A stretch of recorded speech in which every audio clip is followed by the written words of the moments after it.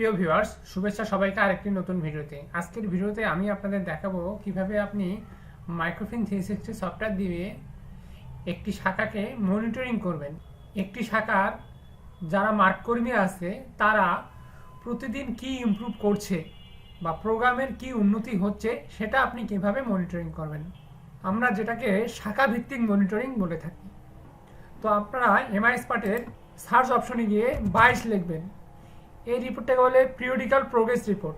এই রিপোর্টটা আমরা ওপেন করব। ওপেন করার পর যে শাখাটা আপনি মনিটরিং করতে চাচ্ছেন বা যে শাখাটার আপনি স্টাফদের প্রোগ্রেসটা দেখতে চাচ্ছেন সেই শাখাটা আপনি নির্বাচন করবেন। ধরুন আমি একটা শাখা নির্বাচন করলাম, তারপর আমি একটা ডেট দিব কোন ডেটের রেঞ্জ থেকে আপনি দেখতে চাচ্ছেন। ধরুন আমি 1 তারিখ থেকে 12 তারিখ পর্যন্ত দিব, তারপর আমি সার্ভিস চার্জটা উইদাউট সার্ভিস চার্জ দিব, তারপর শোতে ক্লিক করব। ক্লিক করলেই ওই শাখাটার সকল তথ্য চলে আসবে, কি প্রোগ্রেস হয়েছে।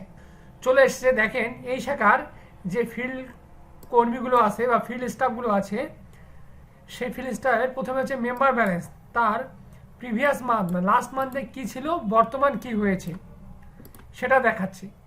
তারপর আপনার সেভিংস ব্যালেন্স, তার লাস্ট মান্থ কী ছিল, বর্তমান তার কি হয়েছে। লাস্ট মান্থ ছিল 30,34,259 টাকা, বর্তমান হয়েছে 30,61,417 টাকা।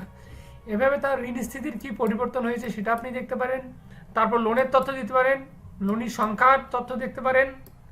তারপর হচ্ছে তার কারেন্ট ডিউ দেখতে পারেন, এক্সপায়ার ডিউ দেখতে পারেন, টোটাল ডিউ দেখতে পারেন, টোটাল কারেন্ট ডিউ দেখতে পারেন, এবং ওই স্টাফের ওটিআর কত হয়েছে সেটাও আপনি দেখতে পাবেন। যে আজকে 12 তারিখ পর্যন্ত ওই স্টাফের ওটিআর 94.87 হয়েছে এবং পার তার 7.006 হয়েছে।